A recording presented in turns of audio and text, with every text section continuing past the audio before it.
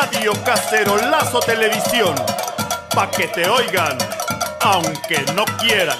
Saca la cacerola que nos vamos para la calle. Saca la cacerola si tú quieres que esto cambie. Y hacia la democracia, Caminos de Libertad, todos los jueves a partir de las 7 p.m, con la producción de Alejandra López y la doctora Blanca Briceño. Caminos de Libertad, con Silfredo Naveda, todos los jueves a partir de las 7 p.m.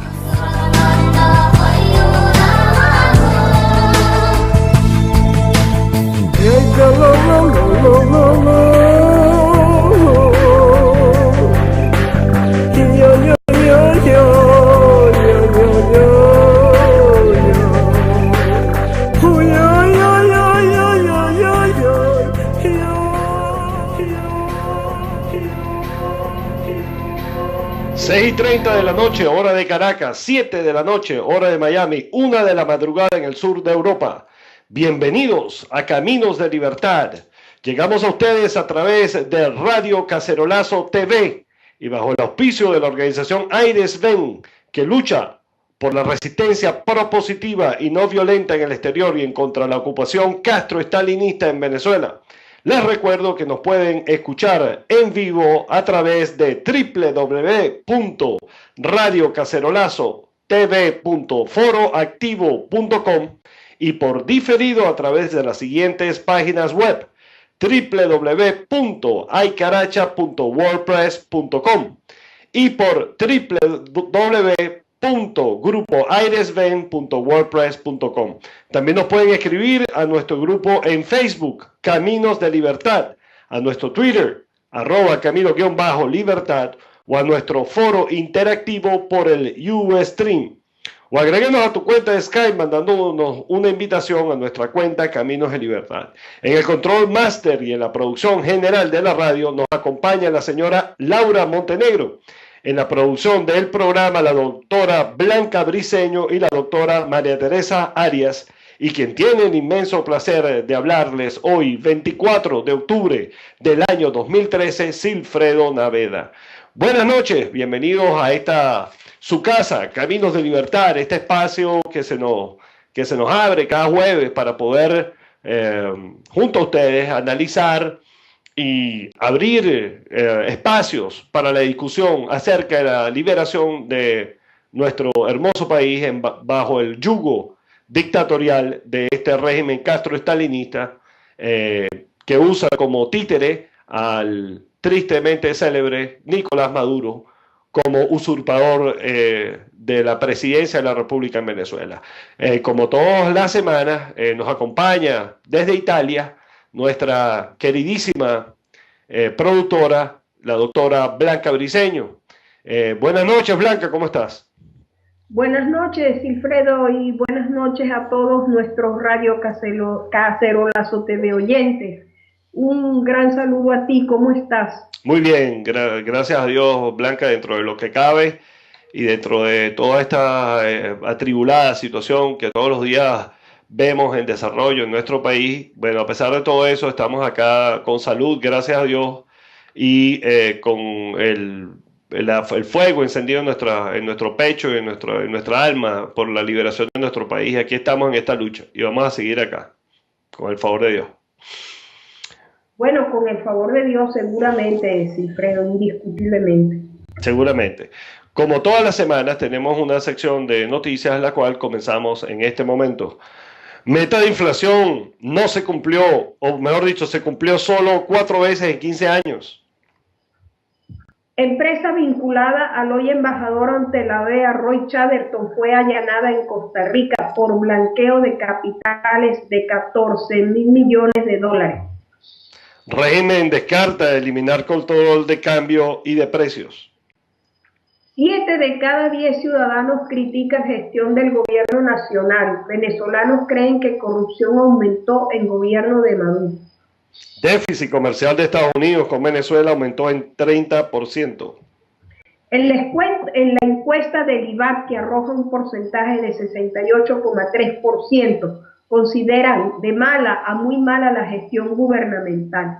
dicen que sí votarán por la fórmula gubernamental y señalan no sentirse optimistas respecto al futuro en ausencia del INSE. Punto. Utilidades deben incluir aumento del 10% según régimen. Al servicio de la revolución, malandros serán reentrenados en Cuba. Régimen culpa a las líneas aéreas por escasez de pasajes desde y hacia Venezuela. Pobladores de Upata denuncian drama ambiental por quema de basura en vertederos. Ramírez anunció importación masiva de alimentos. La delincuencia organiza su propia justicia. En la cárcel de Tocorón le vuelan los dedos a los ladrones de motos. Precios del azúcar no cubren costos de producción. La ministra de Deportes defiende a los estafadores. Le falsificaron la firma. Sorprendentemente a un deportista se le dieron 66 millones de dólares. Asignan 23.58 millones de bolívares fuertes para seguir expropiando tierras. Capturan a jefe de seguridad de Timochenko. Banco Central de Venezuela formará centros comunales.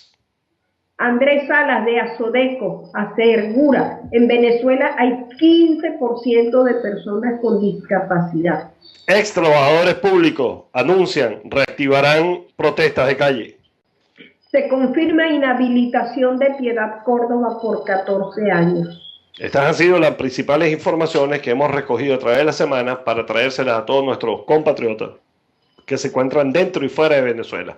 Bueno, Blanca, como el tema más relevante durante esta semana, en mi opinión, es el tema económico en Venezuela, porque obviamente está bien claro que el aumento desmesurado de la escasez es ya no es un cuento no es un cuento chino, sino que ya todo el mundo está viendo cómo lamentablemente el régimen ha logrado mediante sus controles y mediante sus políticas socialistas, ¿verdad? Formar y crear y fomentar esa monstruosa máquina de corrupción que ha devorado de manera descarada los recursos del país. Hemos visto cómo el dólar paralelo ha dado un salto exponencial, ¿verdad? En términos porcentuales en los últimos 2 meses con respecto al comportamiento de esta divisa antes del triunfo, ¿cómo te explico?, delincuencial y manipulado del hoy usurpador del poder y cuasi venezolano Nicolás Maduro.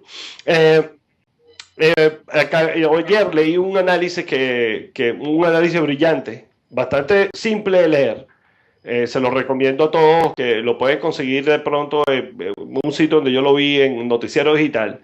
Un análisis que hizo Emeterio Gómez y Maxine Rose con respecto a el anuncio, ¿verdad?, esa entrevista que hizo Merente, o que dio Merente, en la cual él decía que el régimen había tenido éxitos notables en lo social, ¿verdad?, en lo político, pero no en lo económico. Él se refería, o sea, este estudio obviamente sirve de una gran herramienta para educar a la gente, para que entienda que la economía de un país determina el desarrollo social de su ciudadano. No es posible tener desarrollo social en un país donde se aplican teorías y métodos subdesarrollados en lo económico. Me explico. Si un régimen, el que sea, aparte de eso, todos los regímenes comunistas en el mundo han probado su fracaso por esa vía, por la vía económica, ¿verdad? Todavía nosotros nos podemos recordar cuando en la Unión Soviética, a finales de los 80, cuando ya la crisis económica en Rusia empezó a tomar efectos visibles, se empezaron a producir grandísimas colas de la población para obtener productos básicos como jabones, como papel higiénico. Yo no sé si ustedes se dan cuenta que esto es lo mismo que está pasando en Venezuela, exactamente lo mismo. Y es así porque estos regímenes, lamentablemente, tienen un verbo anticorrupción, pero por el otro lado se convierten de manera descarada en eso que ellos fustigan diariamente, que es capitalismo. Con la diferencia que el capitalismo está basado, ¿verdad?, en la riqueza lícita, y este capitalismo de Estado está basado en la riqueza ilícita. Los efectos de estas medidas económicas perniciosas, ¿verdad?, y viciosas se reflejan directamente en la evolución económica y social del país. Nosotros estamos viendo cómo nuestro país está sufriendo una de las escaseces, uno de los periodos de escasez más grandes de la historia de Venezuela. Yo tengo 44 años y aunque en varios periodos nosotros vimos cíclicamente que algunos productos escaseaban por diferentes razones, nunca habíamos visto la cantidad de escasez, ¿verdad?, o de productos que escasean en los supermercados venezolanos. Hemos visto con mucho asombro y con mucha pena cómo la gente literalmente se mata a golpes para obtener un pollo, obtener un producto X que falta. Y esto es el reflejo inequívoco del fracaso económico del régimen. Ahora, esto no significa que esto sea un asunto accidental. Nosotros creemos, por otra parte, que se trata precisamente de ese mismo plan de dominación que el régimen necesita para poder apoderarse del país definitivamente. Yo no sé qué tú piensas acerca de eso, Blanca. Bueno, muchas gracias, Wilfredo. Pones un tema sumamente importante, complejo y sobre todo desconocido para nosotros, en el sentido en que probablemente, digamos, quizás las nuevas generaciones conozcan muy poco algunos de los grandes escritores soviéticos como Solzhenitsyn, que denunciaban lo que eran los Gulag y lo que fue la Unión Soviética. Quiero decirte que en el año 64 yo conocí Moscú, y ya en el año 64, no en los años 80, donde se vino a saber públicamente, las noticias salieron de la cortina de hierro, sino ya en los años 60, en el año 1964-65, puedo asegurar totalmente que, en primer lugar, las colas, de repente tú caminabas por la ciudad, había una cola enorme, te parabas porque llegabas al final y a lo mejor conseguías algún producto, como también corrías el riesgo de que no hubiera nada. Los anaqueles de los supermercados, obviamente vacíos, los estudiantes recibían cajitas de alimentos de sus casas y, por ejemplo, había cosas desconocidas, sobre todo, por ejemplo, productos para la higiene íntima de la mujer, eso no existía.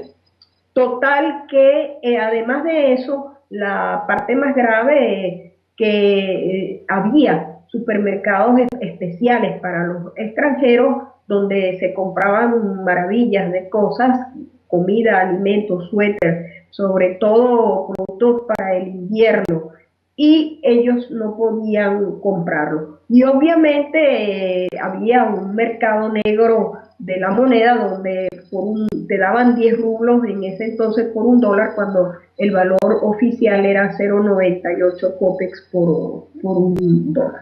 Entonces nosotros estamos viviendo cosas muy viejas, cosas que ya se saben, y deberíamos aplicar eso de aprender viéndonos en espejo ajeno. Seguramente todas esas políticas de corrupción sirven a ellos para tener mecanismos de dominio.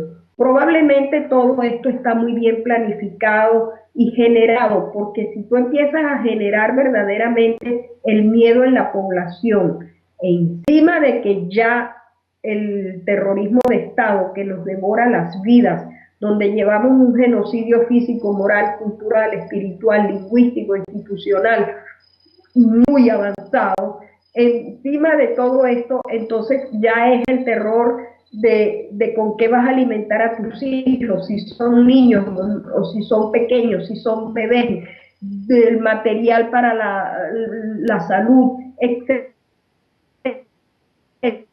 Es decir, es una muestra de un terror colectivo y bueno, nosotros aquí leímos la noticia de el pobre señor que lo mataron porque le pasaron por encima en Maracaibo, y después leímos la otra noticia del chofer que tuvo un accidente y era un camión de carne y el hombre murió porque nadie le prestó asistencia y lo le pasaron por encima, porque entonces a todo lo que tú has dicho agreguemos que este régimen es talmente nefasto, satánico, diabólico, criminal, criminógeno, que conlleva a generar una mutación antropológica, un no podernos nosotros identificarnos con decir, bueno, pero son venezolanos esos que están viviendo esa situación. En realidad nosotros tenemos que batallar, es mi punto de vista sumamente humilde, pero realmente poder decir a nuestros compatriotas, a nuestros queridísimos oyentes y a nuestra población que amamos, que la dignidad está por encima de muchísimas cosas. Y a todos los que son creyentes, uno no puede olvidar que no solo de pan vive el hombre, sino de toda palabra que sale de la boca de Dios. Pero realmente las palabras que dice Merentes son las mismas que repiten aquí cuando hacen programas sobre la América Latina las personas que se proclaman de derecha, pero que impulsan las izquierdas en la América Latina. Wilfredo, esta es una tremenda contradicción lo que estamos viviendo, pero ese es el leninismo. El leninismo es la destrucción del capitalismo exacerbando un capitalismo de Estado, porque no pueden eliminar el capitalismo. Wilfredo. Seguramente, mira, una prueba de esto es el descarado y ya mediático o mediática situación de corrupción en Venezuela.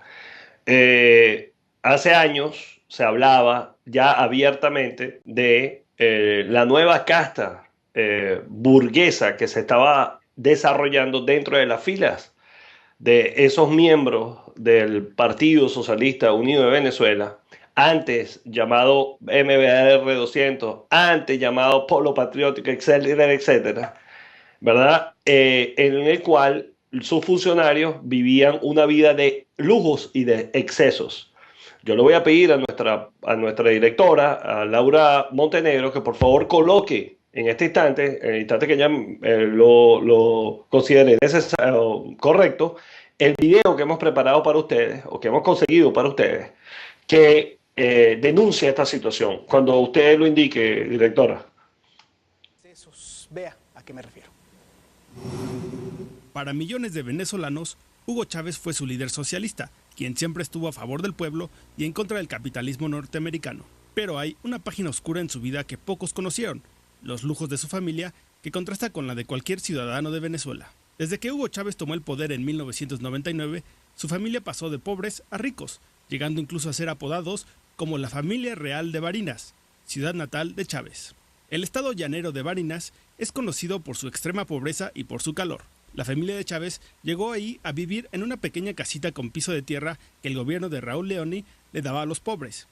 Pero desde que Chávez tomó el poder, su familia ha gobernado esa comunidad, acumulando hasta ahora más de 3.500 hectáreas de propiedad, incluyendo una finca llamada La Chavera de 600 hectáreas, que es resguardada por elementos de seguridad del Estado. Su padre, Hugo de los Reyes Chávez, gobernó Barinas por 10 años durante 3 mandatos y actualmente vive en La Chavera.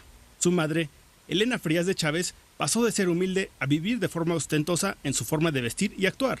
Se estima que tiene en su cuenta bancaria cerca de 16 millones de dólares. Su hermano, Adán Chávez, ocupó varios cargos estratégicos en el país. Fue embajador de Venezuela en La Habana, presidente del Instituto de Tierras, ministro de la Presidencia, ministro de Educación y gobernador de Barinas. Y sus otros hermanos, Adelis, Narciso y Aníbal, tienen diferentes cargos dentro de las administraciones de Barinas, incluyendo sus finanzas. Según informes del 2008 de la DEA, se tienen registradas 5 cuentas bancarias en los Estados Unidos de sus familiares más cercanos con un monto de casi 140 millones de dólares. De los hijos de Chávez, solo la menor, Rosines, ha causado polémica en las redes sociales, posando en su perfil con un abanico de dólares y presumiendo un concierto de Madonna en París, aparte de fotografías con artistas como Ricardo Arjona y Justin Bieber. Sus otras hijas, Rosa Virginia y María Gabriela, han mantenido un perfil público más reservado, pero aún así se han mantenido cerca de su padre, excepto su único hijo, Hugo Rafael, quien siempre se mantuvo alejado de Chávez. Si Dios no lo quiere y si ustedes no lo quieren, ¿qué importa? Ellas, mis hijas, él, mi hijo, son ya el propio pueblo y mi vida le pertenece tanto a María, mi hija, como al pueblo de Venezuela. Y todo lo que me quede de vida se lo dedicaré a darle patria a mis hijos. Uno de los sobrinos de Hugo Chávez también ha causado polémica por las publicaciones en sus redes sociales. Residente en Florida, posa en su perfil con diferentes armas de fuego, además de usar lujos como relojes y cadenas de oro.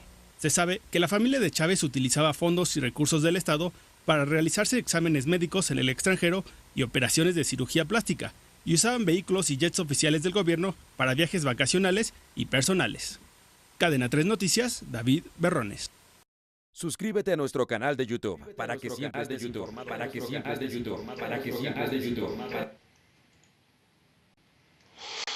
Ok, entonces, como ustedes habrán visto en este video, es obvio, esto no es un video montado, ni esto es producto de la propaganda antirrevolucionaria y etcétera, etcétera. Esto es producto de una investigación seria hecha por este canal de televisión, en el cual, ¿verdad? En las redes sociales y la web están inundadas de fotos y de comentarios acerca de esta situación. Entonces, cuando nosotros vemos a el ilegítimo diciendo que el cadivismo es el causante principal de la crisis en Venezuela, la crisis económica en Venezuela, nosotros tenemos que responsablemente decir que en primer lugar no apoyamos para nada que ningún ciudadano de Venezuela sea partícipe de ese desangramiento de nuestra economía, pero por el otro lado también tenemos que decir que esas actividades fraudulentas con Cadivi solamente representan entre el 13 y 15% del daño que se le ha hecho a la economía en Venezuela, pero el otro porcentaje restante, el otro 75-85%, corresponde a la gran mafia de corrupción que ha desarrollado este régimen. Este video solamente se refiere a las actividades de corrupción de la familia Chávez. Como ustedes habrán visto allí, las cantidades de dinero, de divisas que están depositadas en bancos del exterior, que ha sido publicada por la DEA, etcétera, y otros organismos, sobrepasan cantidades que ni siquiera hoy tenemos en nuestras reservas internacionales. O sea, fácilmente podemos entender que una familia con el origen que tenía la familia Chávez, no es posible que con cargos públicos pudiesen desarrollar una fortuna del tamaño del que la tienen. Ustedes vieron en el video, en la Chavera, en la parte de afuera, custodiada fuertemente por efectivos militares. Eso es en pocos rangos una muestra del abuso de poder, ¿verdad? Y de la utilización de los fondos del país, de la nación, para el disfrute personal de un grupo, de una élite que se ha formado en esta revolución. Este efecto no es ajeno a ninguna revolución que hemos visto en el mundo. Pasó en la Unión Soviética. En China todavía están lidiando con ese asunto en una economía de mercado capitalista con un régimen comunista, ¿verdad? A puertas adentro, que obviamente es una contradicción en sí misma, donde usted le dice a sus ciudadanos que usted es comunista, pero el Estado practica, ¿verdad?, capitalismo y del más salvaje que hay. Blanca, yo nosotros desde hace muchísimo tiempo estamos advirtiéndole a la gente que este era el camino por donde nos iban a conducir. Mucha gente tenía la esperanza, ¿verdad?, y la incredulidad de que fuésemos a llegar a estos niveles. Bueno, ya estamos acá. En este momento estamos acá. Nosotros dentro de 5 minutos, alrededor de 5 minutos, después que Blanca haga sus comentarios, tenemos un invitado especialísimo con el cual vamos a hablar acerca de esto. Un ciudadano cubano que ha lidiado, ¿verdad?, durante todo este tiempo, 50 y pico de años, con esta situación y que la ha combatido y que hoy todavía lo sigue haciendo. Blanca. Bueno, gracias, Silfredo. Fíjate bien, voy a introducir mi comentario leyendo el Tilín Tilines número 7, porque es muy breve y dice así, de la doctora Consuelo Briceño Canelón. El servicio constante a los demás es una fuente constante de entusiasmo y alegría para mí. Y la ñapita que nos mandó, leer es un ejercicio de nuestra libertad y para que esto sea posible es necesario reconocer y practicar los derechos del lector. Bueno, este comentario es sumamente importante, porque como todas las cosas que manda la doctora Briceño Canelón, tiene esa característica extraordinaria de síntesis y de profundidad. No, servir a los demás. Una persona que estuvo en el viceministerio académico del Ministerio de Educación, la directora general de la Directora General Nacional de Educación Especial en la época de oro, en la época en que la educación tuvo un gran empuje, considera que el servir a los demás es una fuente de entusiasmo y alegría, cosa que no sucede con esta gente, porque es verdad, Silfredo, y lo repetimos 1001 vez, la corrupción es un crimen de lesa humanidad. Nosotros venimos diciendo desde hace mucho tiempo que las mentiras van agobiando y van agobiando, y estas mentiras están apoyadas porque a su vez son multiplicadas a manera de espejo o dependiendo de las angulaciones del juego de billar por la pseudo oposición colaboracionista. Seguramente esta familia pudo robar exageradamente. Obviamente tienen dinero, como bien dices tú, que superan las reservas nacionales. Ahora, cada dólar que tienen en sus manos, ¿cuántas vidas ha cercenado? Probablemente esa sea la pregunta, que no solo una justicia justa el día que recuperemos nuestro país vamos a hacerle, sino que también hay otro por encima de todos nosotros, para los que creemos, que también irá a hacer esa pregunta, porque el leer es un ejercicio de libertad, significa conocer para deliberar, y nuestro programa está empeñado en que ustedes conozcan estas miserias, porque llevar a los propios hijos a tener el disfrute del producto de tu corrupción, del haber vendido tu patria, del haber destruido una nación, robado los futuros de cientos de millones, porque cuántos años y cuántas generaciones, si hoy en día somos 28 multiplicados por 3, imaginemos hasta dónde puede llegar la execrabilidad de estos individuos que verdaderamente habrá que calificarlos como lacras sociales. Encima de eso, el disfrute donde jamás, Silfredo, han demostrado una lágrima de dolor por el insepulto realmente. Uno no ha visto eso, uno lo que ha visto es jugando cartas encima de una tumba que probablemente está vacía, un individuo que sembró, que está recogiendo lo que sembró: odio, mentiras y miedo. Verdaderamente la ley, como siempre decimos, el lema pandeliano, donde hay masacre de legalidad, hay masacre de pueblo, y lo estamos viviendo, y donde hay corrupción, hay crimen de lesa humanidad, Wilfredo. Seguramente, Blanca, mira, es lamentable la situación en la que estamos, pero es muy importante que nosotros tomemos estos consejos acerca de conocer para deliberar. Nosotros tenemos la obligación como ciudadanos de informarnos, de leer, de aprender acerca de estos nuestros enemigos para poderlos vencer. Como había anunciado, ¿verdad? Allí hace unos momentos, nuestro invitado es el licenciado Sergio A. Ramos Suárez. Él es administrador de empresas en la universidad, se graduó en 1968 en la Universidad Católica de Ponce, tiene una maestría en planificación económica y regional en la Universidad de Puerto Rico.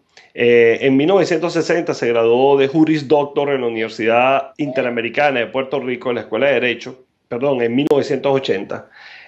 Tiene como experiencia, ha sido economista y planificador para el Departamento de Servicios Sociales, en la Junta de Planificación de Puerto Rico, Departamento de Asuntos de Consumidor, profesor de Estadística. Actualmente es presidente en la Universidad del Sagrado Corazón entre 1980 y el 84. Actualmente forma parte de una organización que lucha por la libertad del pueblo cubano, que se llama Cubanos Unidos de Puerto Rico, y es miembro asociado de la Junta Directiva del Instituto Puertorriqueño de Ayuda Mutua con Cuba, con una Cuba democrática. Hice esta pequeña presentación para que ustedes de antemano sepan que no estamos hablando con cualquier persona improvisada, sino que estamos hablando con alguien que tiene las calificaciones necesarias para poder juzgar el desempeño del régimen castrocomunista en Cuba y en Venezuela, porque son una verdad una sola verdad de esas dos realidades. En este instante voy a llamar, con él va a estar la doctora María Teresa Arias, y también nos va a acompañar el licenciado Luis Manuel Aguana. Voy a llamar a María Teresa en este instante para empezar la conversación, ¿verdad?, con ellos, y apenas ellos contesten, comenzaremos seguramente. Blanca. Bueno, sí, realmente en este momento está claro. Creo que ya están acá el licenciado y la doctora Blanca. Buenas tardes, ¿cómo está, licenciado? Bienvenido a Caminos de Libertad. Muy buenas tardes a ustedes, a la doctora Briceño, a usted, don Cifrido, y a todos los televidentes venezolanos y de otras partes del mundo que nos escuchan. Bueno, muchísimas gracias a usted, doctor Suárez, por haber aceptado nuestra humilde invitación a este programa que persigue educar a nuestros conciudadanos con respecto a la situación de desarrollo del comunismo en nuestro país. Y usted, como un luchador histórico contra este régimen criminal que se ha apoderado de Cuba por más de 53 años, en nuestra opinión, una persona que tiene la capacidad, la calificación y los estudios necesarios para podernos ayudar a entender en dónde estamos y cómo podemos salir de acá. Sí. Perdón. Sí, bueno, realmente en Venezuela lo que se está provocando es ir hacia el camino del totalitarismo que impera en Cuba. Es el control completo del Estado, de las estructuras políticas, sociales y económicas en manos de un grupo de personas que normalmente se convierte en una oligarquía, en una casta que controla absolutamente el poder. bajo un sistema represivo que abarca inclusive a los más elementales derechos que puede tener el ser humano, que invade los derechos que pueda tener el ser humano en lo más íntimo. Y este tipo de sistema, lo primero que va a hacer, lo primero que provoca es dos cosas fundamentales. Una, el empobrecimiento como elemento de poder, el empobrecimiento del pueblo como un elemento de poder. Quitarle riquezas al pueblo para concentrarlas en manos del Estado. Y el Estado se va a convertir entonces el que le va a dar al ciudadano la comida limitada, la vivienda limitada, la salud con limitaciones también y el trabajo. Y cuando el Estado controla ese tipo de situación de un ciudadano, le quita la libertad al ciudadano y lo convierte en esclavo del Estado. Ese sistema no es nuevo. Lo usaron en la Unión Soviética, fue el modelo que establecieron en la Unión Soviética. Ese modelo totalitario se estableció también en la China de Mao Zedong, y ese es el modelo al cual va el camino de Venezuela, porque a pesar de que ha tenido una transformación un poco diferente a los comienzos de lo de Cuba, por la forma en que se adquiere el poder, pero se ha ido trabajando por parte de esa oligarquía que se ha apropiado de los poderes del Estado en Venezuela, se ha ido caminando hacia eso. Ya estamos viendo, por ejemplo, el problema del abastecimiento en Venezuela.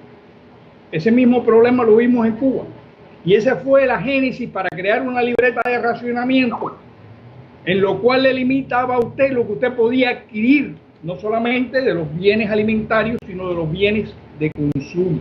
Doctor Ramos, un segundo, disculpe que le interrumpa, porque para allá iba. En Venezuela, en las últimas semanas, ¿verdad? En los últimos 2 meses, para ser más preciso, se ha venido desarrollando un estado de crisis y de escasez, ¿verdad? De manera criminal y además de eso exponenciada. Hemos visto lo que jamás habíamos visto en Venezuela: gente matándose para comprar un pollo, gente haciendo colas para obtener un producto que en Venezuela hace 15 años abundaba, marcas y variedades. Hemos visto también cómo las reservas internacionales se han disminuido de manera brutal. Hemos visto también cómo las reservas en oro en Venezuela han sido trasladadas a Cuba. Hemos visto cómo la economía se ha deteriorado significativamente. Los expertos dicen que a lo que va de año vamos acumulando una inflación este año de alrededor del 55%. El precio del dólar la semana pasada, el dólar no oficial, estaba alrededor de 47 bolívares por dólar. Una semana antes estuvo en 35, hoy está en 57 bolívares. Entonces, son estas señales inequívocas de que ya en Venezuela, ¿verdad?, estamos entrando en una fase terminal de anticipo a la implantación oficial de ese régimen comunista del mismo corte de la Unión Soviética y por supuesto del de Cuba. Antes que me responda esa pregunta, yo le quiero anunciar a todos ustedes que también tenemos acá con nosotros, vamos a tener con nosotros a Luis Manuel Aguana, a quien estoy llamando en este instante para formar parte de esta discusión que tenemos hoy con el doctor Ramos. Bueno, doctor Ramos, ¿podría usted seguir adelante y respondernos esa pregunta puntual antes que usted continúe desarrollando su idea? No, definitivamente, el camino que está llevando el actual gobierno de Venezuela es el camino hacia el totalitarismo. No cabe la menor duda de que todo esto ha sido un proceso en el cual cada día se va robándole terreno a las libertades del pueblo y a los poderes del pueblo venezolano, que se está yendo acumulando en exceso en quienes controlan el poder, en esa casta gobernante privilegiada que se va a ir convirtiendo cada vez en un elemento más todopoderoso, y el pueblo va a quedar simplemente sometido a los dictámenes de ese grupo, de esa casta gobernante. Ahora bien, es importante señalar también, porque conozco a Venezuela, yo viví en Venezuela hace muchos años, fue en mis primeros tiempos el exilio, y recuerdo, por ejemplo, el potencial que tenía la ganadería en Venezuela. Y veo ahora las imágenes de Venezuela donde no hay carne, donde hay escaseces de carne. Y es verdaderamente preocupante, porque esa escasez es la antesala a crear una libreta de racionamiento. También es preocupante la forma de las expropiaciones casi por capricho, porque paso por ahí, me gustó aquello y yo lo expropienlo.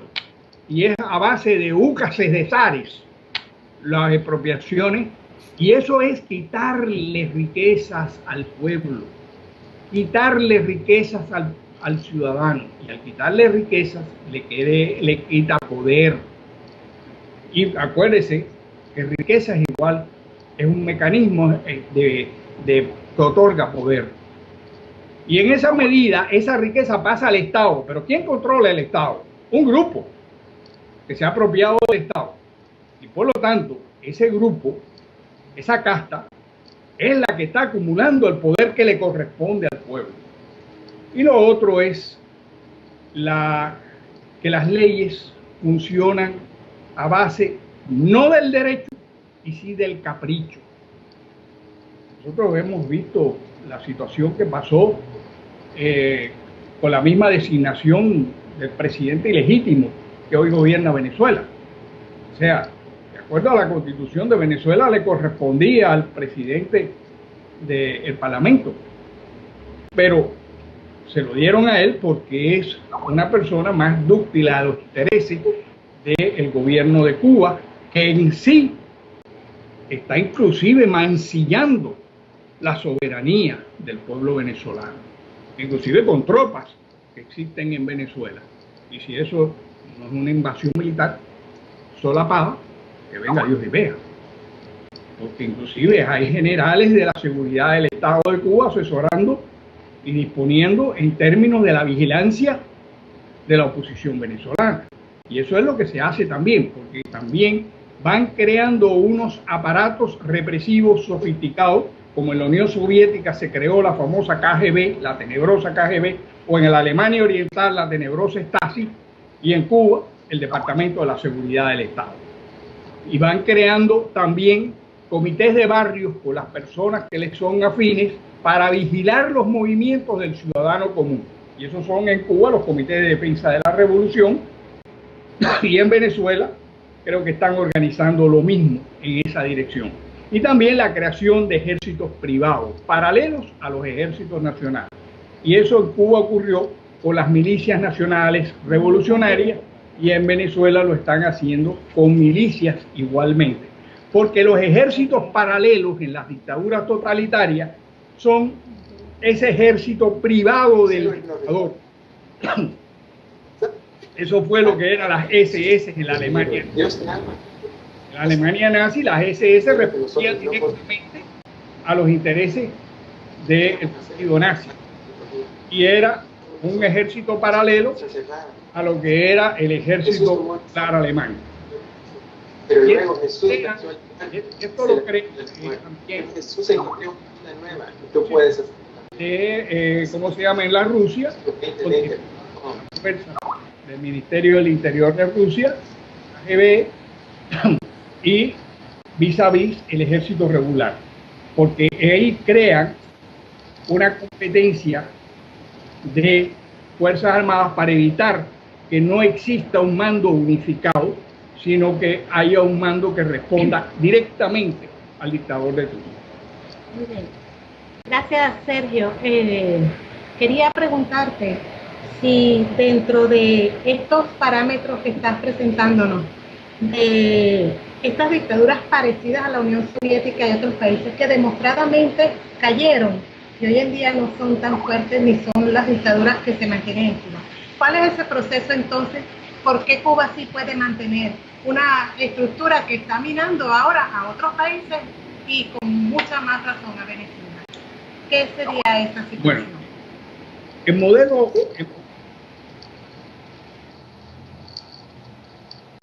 Hay un problema con la conexión con la llamada con María Teresa. Se ha detenido el video un momento. Yo voy a tratar de refrescar la llamada mientras que ella está allí. Vamos a darle la bienvenida a Luis Manuel Aguana, al licenciado Luis Manuel Aguana, que nos está acompañando en esta transmisión de hoy, conjunta con María Teresa, porque encontramos muy interesante que este tema que estamos hablando hoy tiene mucho que ver con lo que tiene que suceder en Venezuela, que es el surgimiento de una oposición organizada y concentrada en liberar a Venezuela realmente. Buenas noches, Luis.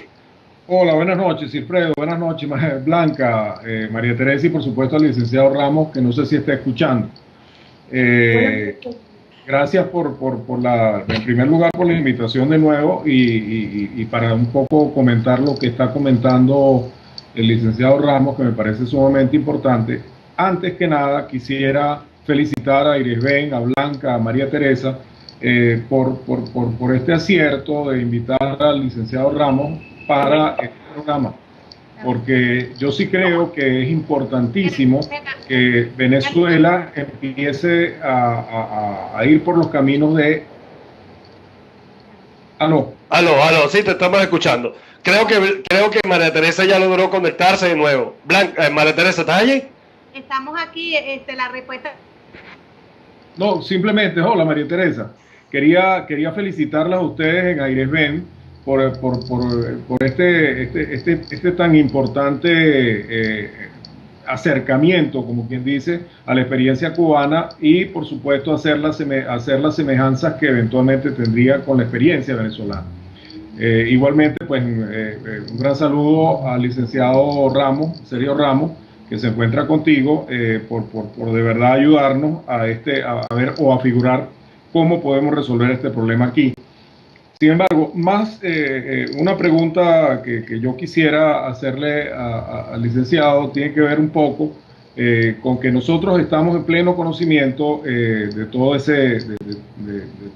experiencia y esas comparaciones que eventualmente existen entre el caso venezolano y el caso cubano, habida cuenta de que si bien es cierto que Cuba pues todavía no ha podido salir del problema cubano y nosotros del problema castrista, vamos a llamarlo, vamos a precisarlo de esa manera, y nosotros estamos dándonos por allí, lo que tenemos nosotros que hacer, y ahí viene la pregunta, es figurarnos cuáles han sido los eventuales éxitos o eventuales caminos que puedan recorrerse aquí en Venezuela para poder si se quiere enfrentar de una manera exitosa este asunto que tenemos entre manos.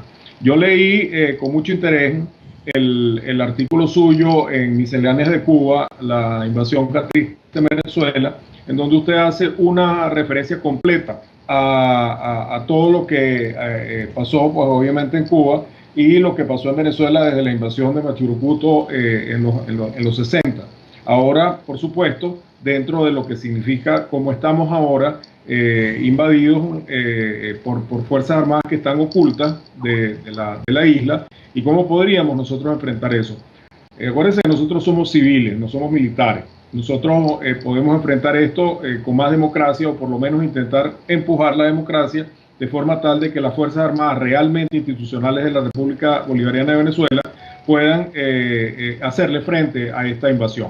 Entonces, yo quisiera su punto de vista en ese sentido, porque veo que usted está bien enterado de cómo se ha invadido militarmente a Venezuela, e incluso da detalles como de los 12 puntos en la ciudad de Caracas, en donde eventualmente puedan estar capturados las diferentes zonas desde el punto de vista militar. Entonces, sí sería bien interesante avanzar en ese sentido, de manera tal de que no solamente los venezolanos civiles que le oímos, sino también los militares, porque estoy seguro que en este programa nos están oyendo militares, usted pueda dar de cierta manera, por supuesto, no los datos precisos, pero sí la manera en cómo es ambas grupos de personas pudieran reaccionar ante una posible agresión de estas fuerzas en Venezuela.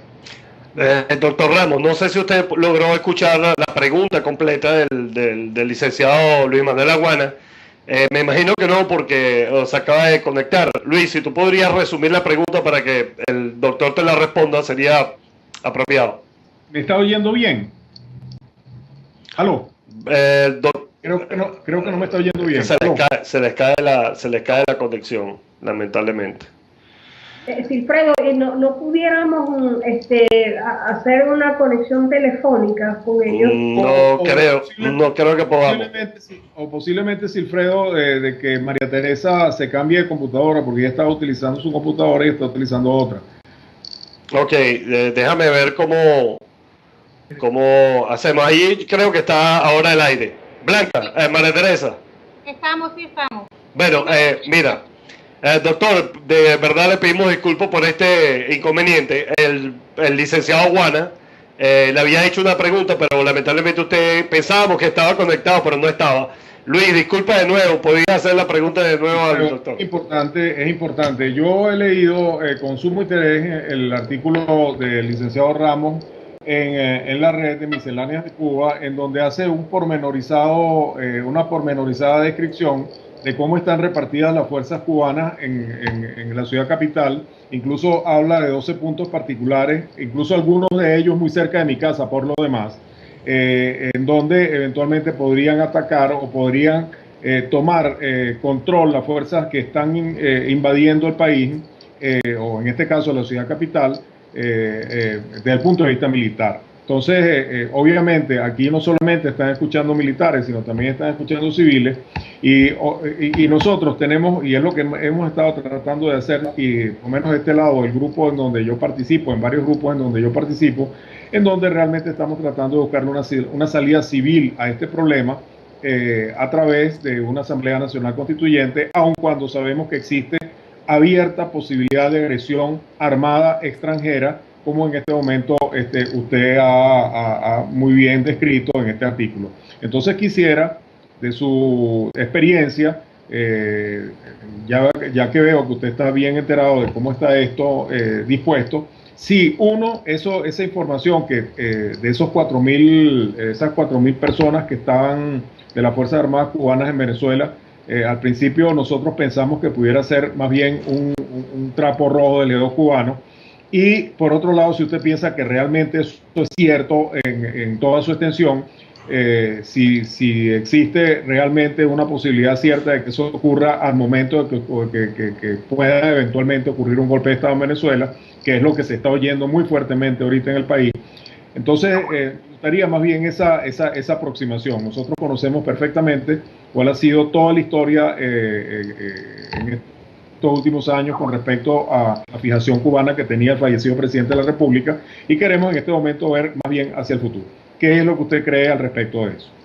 Bueno, la técnica de enviar tropas de otro país, tropas especiales de otro país, y acantonarlas en los países que son de interés para el país que invade, no es nuevo. Y sirven de guardia pretoriana al gobierno que le es afín a ese otro país. Y digo esto porque hay que recordar, por ejemplo, en Cuba, cuando era pura colonia de la Unión Soviética. La Unión Soviética, una brigada de 3.000 hombres de fuerzas especiales de la Unión Soviética que se acantonaron en una base al sur de La Habana, y eso era una guardia pretoriana que tenía la Unión Soviética para resguardar y salvaguardar cualquier amenaza que tuviera a su gobierno aliado de Cuba durante todo ese proceso en que existió la Unión Soviética, hasta que cayó el bloque socialista completamente y entonces se retiraron. Inclusive hubo bases de submarinos atómicos al sur de Cuba, en la bahía de Cienfuegos, en la parte central de la isla de Cuba. Cuba está haciendo lo mismo. Cuba, con relación a Venezuela, está enviando tropas, la tiene distribuida no solamente en sectores distintos de la capital, en unidades móviles, 12 puntos distribuidos, sino también en varios lugares del territorio venezolano. ¿Y cuál es el objetivo de estas tropas? Si el gobierno de los herederos de Chávez tiene un peligro inminente, para proteger y salvaguardar ese gobierno, para evitar cualquier tipo de acción que ponga en peligro la caída de este aliado que es indispensable para Cuba, para sobrevivir el gobierno de Cuba, porque son los que le envían el petróleo a Cuba, porque son los que están manteniendo aquella tiranía y son los afines en esta conspiración de invasión hacia América Latina. Hay también que contar que existen otros elementos de carácter paramilitar ubicados en Venezuela y son los guerrilleros de la FARC que hace rato que están en territorio venezolano y que responderían como brigadas internacionales, igual lo hicieron durante la República Española, las famosas brigadas internacionales, de parte del lado de la República, de parte de las izquierdas, en España, pues así actuarían estos otros grupos, más posiblemente se crearían brigadas internacionales que pudieran venir de países aliados que están muy vinculados con Cuba, como puede ser Bolivia o algo así por el estilo.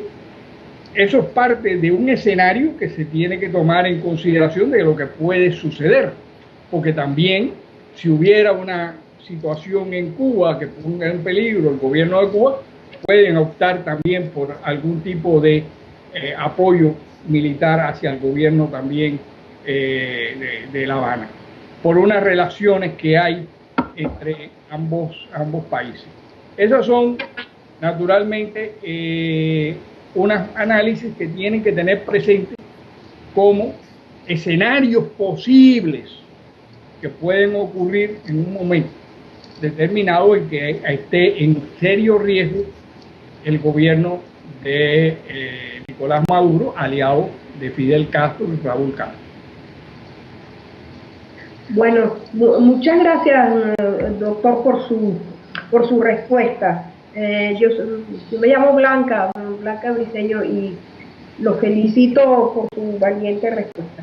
Voy a concretar, para darle verdaderamente tiempo que usted nos dé estas importantísimas respuestas, porque nuestra intención es poder buscar las verdades que, como dice Jesús, la verdad te hará libre, y estamos en eso. Entonces, hablando de escenarios, nosotros tenemos al menos 4 escenarios bien complejos desde mi punto de vista. Uno son los servicios secretos, porque tenemos muchos años, y desde Aires 20 tenemos bastantes años denunciando. Nosotros estamos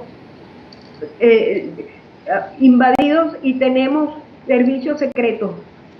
El G2 cubano, servicios secretos rusos, servicios secretos iraníes, servicios secretos chinos, por la medida pequeña, y eso tiene mucho peso.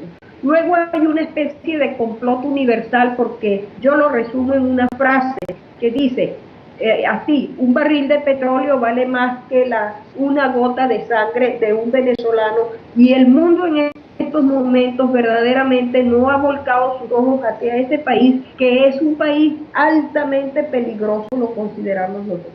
Por otra parte, tiene el apoyo de todos los países fundamentalistas, y la peor parte, en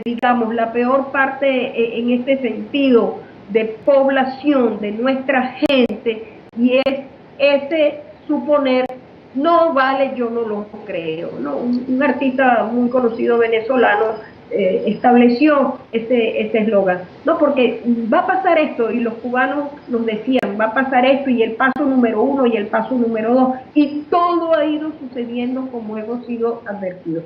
Yo le agradezco pues una respuesta, sé que la pregunta es compleja, pero usted en su artículo ha sido muy detallista sobre las advertencias necesarias que tenemos que irnos alertando. Gracias, doctor.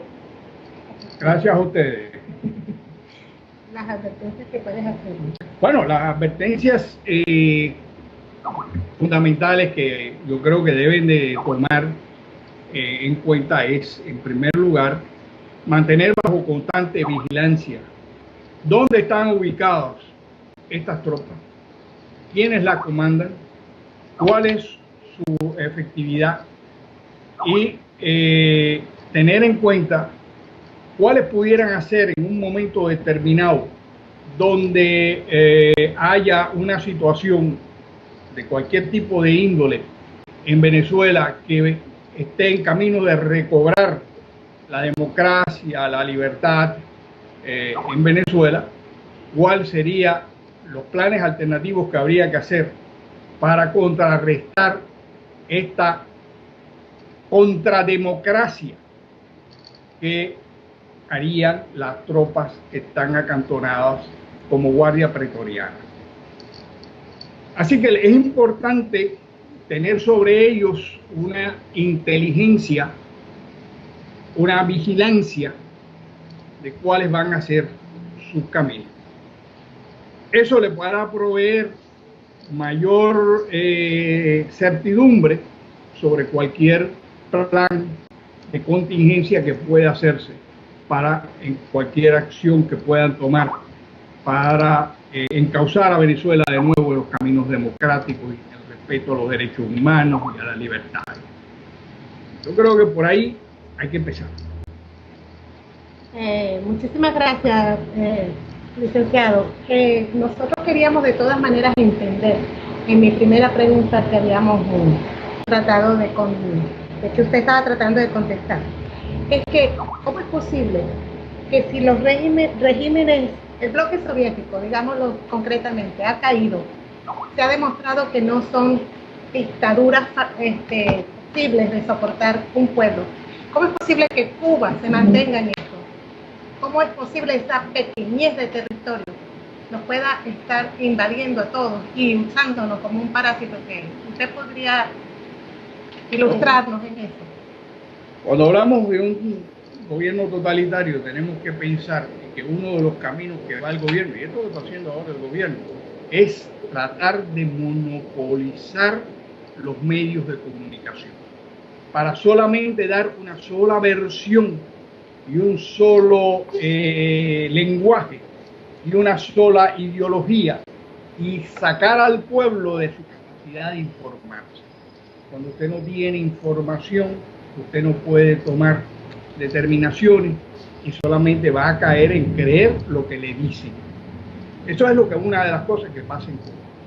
El segundo punto de lo que pasa en Cuba es que Cuba ha tenido la habilidad de buscar financiadores de su país. Primero tuvo a la Unión Soviética, ahora tiene a Venezuela. Y interesante, en estos momentos está haciendo arreglos con Brasil. Brasil está haciendo un puerto enorme en la bahía del Mariel, a unas millas, unas 90 o 100 millas de las costas de los Estados Unidos, que es un puerto que tiene para crear una especie de zona franca, para crear importación, exportación, y es con fondos brasileños. También hay unas negociaciones en estos momentos para cederle la producción de la caña de azúcar a Brasil. ¿Qué tiene esto? Buscar otro financiador sustituto por si acaso Venezuela falla. Y esto es parte de por qué se ha podido permanecer ese gobierno. Primero, hay un pueblo silenciado. Segundo, una de las cosas importantes es el mecanismo de formar una conciencia de terror en la población, infundir el miedo en la población. Y ese miedo a través del aparato represivo de la seguridad del Estado, de los aparatos represivos de sus Gestapos, o de sus KGB, o de sus Stasi, y de lo que se forme en Venezuela orientado a esto, tiene como misión aterrorizar al ciudadano. Y ese terror se inserta en el subconsciente de las personas, que entonces no se atreven a confrontar el régimen donde hay que confrontarlo, que es en la calle, como lo hicieron un día los polacos, los checos y los demás países, inclusive Rumanía, que tenía un dictador muy sanguinario, que era Ceausescu. Así que, por lo tanto, es importante que se tomen medidas para no dejarse ni arrebatar los medios de comunicación, porque a eso van. Ya quitaron Radio Caracas Televisión, Globovisión está en una posición que digamos signo de interrogación. Quieren ahora adquirir por compra algunos periódicos importantes, han adquirido un montón de emisoras en Venezuela, y eso es para tener el control de la comunicación. Y es importante que se trate de preservar esa libertad de prensa tan indispensable, porque entonces convierten a los pueblos en lo que pudiéramos ser en daltónicos, o sea, ven tonos de grises, pero no saben que existen los azules, los rojos, los amarillos, los verdes, las demás tonalidades de colores. En política existe un arcoíris de colores, y es importante que el pueblo pueda estar informado. La otra cosa también es no dejarse aterrorizar, por el sistema. Si el pueblo se muestra siempre en una postura combativa, agresiva, ellos no podrán tener la misma capacidad de avance. Y eso, en cierta medida, en parte pasó dentro de Cuba. Claro, con otras características y otras situaciones y otros momentos. Acuérdense que era el momento de la Guerra Fría, todo ese tipo de cosas, ¿no? Pero es importante que, a su vez, la oposición y las fuerzas opositoras, las fuerzas democráticas, puedan ir desarrollando contrapartidas a lo que va haciendo el gobierno para tener un balance, para tener sus mecanismos de poder, prensa, comunicación, grupos de presión, caer siempre. Por ejemplo, esto fue un consejo que recientemente le dio Lech Walesa al opositor cubano Fariñas, cuando se reunió recientemente con él allá en Europa, creo en Polonia, y él le aconsejó convertirse en los paladines de la lucha por los derechos sociales de los ciudadanos cubanos. Porque los sindicatos en estos momentos, o sea, los trabajadores en Venezuela están siendo verdaderamente mancillados de sus derechos laborales. Y creo que ha habido una serie de huelgas en Venezuela donde están reclamando reivindicaciones laborales esos trabajadores. Esta misma situación alimentaria afecta a toda la población. Y esto es un asunto que hay que concientizar y protestar por esa falta de alimentación del pueblo venezolano. Porque esa improductividad es parte de la improductividad del sistema que están montando, que no produce. Y es parte del proceso de empobrecimiento de la nación, para que ellos poder tener poder, porque ellos serán los únicos ricos y el pueblo serán simplemente los dependientes del Estado, dependientes en todo. Y es importante mantener esos campos de libertades de cada ciudadano. Por eso, el gobierno de Venezuela tiene que tener un contrapeso, una oposición fuerte, unida, dinámica, esté constantemente reclamando los derechos de los ciudadanos a los cuales ese gobierno no le está conculcando. Y eso es otra de las alternativas y trabajos para contrarrestar esta usurpación de poder y acumulación de poder desmedido en un grupúsculo de personas. Sí, correcto. Luis Manuel, ¿estás allí? Sí, estoy viendo. Ok, te toca, creo que te querías hacer una pregunta. Yo quería hacer primero una observación y luego una pregunta. Realmente aquí, licenciado, no hay terror, aquí lo que hay es colaboracionismo. Mal pudiera decirse que hay terror si tenemos a todos los trabajadores del eje Bolívar en la calle permanentemente. Ha habido un sinfín de protestas diarias que ha llegado a un máximo interanual en una subida pues de aproximadamente más de 5.000 o 5.500 el año pasado, de acuerdo al Observatorio Venezolano de eso. Es decir, la gente está en la calle y de hecho el 14 de abril, luego del fraude, la oposición colaboracionista nos dejó a nosotros o dejó a la gente con una gran frustración al no poder salir a las calles a marchar a Miraflores a sacar de una buena vez a esa persona que está ilegítimamente ocupando la presidencia de la República. Por lo cual yo no pienso, o los venezolanos no pensamos que haya terror o miedo realmente al gobierno. Ese no sería particularmente la caracterización. Lo que sí creo que hay y hace falta es una coordinación de todas las fuerzas opositoras, porque de alguna manera lo que en este momento nosotros vamos a llamar la franquicia opositora reunida en la Mesa de la Unidad Democrática todavía piensa que este es un gobierno democrático y lo dice abiertamente cuando el candidato Enrique Capriles va para un programa de televisión en Miami con el programa de Jaime Bailey y dice que este gobierno lo vamos a sacar con votos. Entonces aquí hay una mezcla de cosas muy particulares que están sucediendo en Venezuela, que es importante que hay que mencionar para no desviar, por supuesto, la atención que nosotros tenemos aquí acerca de este gravísimo problema que tenemos que solventar los venezolanos. Ahora bien, lo que sí es importante es la experiencia que ustedes como digamos, oposición cubana al exilio de los hermanos Castro, puedan eventualmente darnos a nosotros como, digamos, ayuda al sector civil. Yo sí creo que eventualmente serán los militares los que dilucidarán el tema militar de las 4.500, las tropas que están incorporadas aquí. No soy yo, pues obviamente, quien puede eventualmente decir cómo podemos hacer eso. Eso lo podrán los militares dilucidarlo en su momento. Lo que sí creo es de que, por ejemplo, podemos hacer cosas como esta.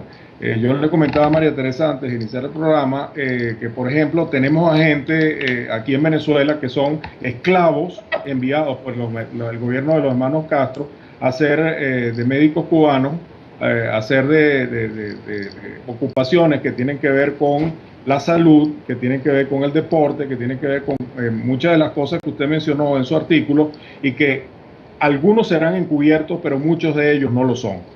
Entonces, y que forman parte de un gran grupo de personas que están aterrorizadas y viven presas en nuestro país, en sitios, por ejemplo, le puedo decir, muy cercano a mi casa, hay una casa en donde viven no menos de 20 personas, viven hacinadas en unos cuartos, y ellos son los que dan servicio a los módulos de barrio adentro, y CDI que están cerca de las diferentes poblaciones para dar servicios médicos. Entonces esas personas tienen gente que los vigila, nosotros no podemos tener contacto con esas personas para saber, porque sabemos de hecho de que prácticamente viven en la indigencia. Así el gobierno venezolano les paga en dólares la presencia de esos médicos cubanos y de personas aquí en Venezuela.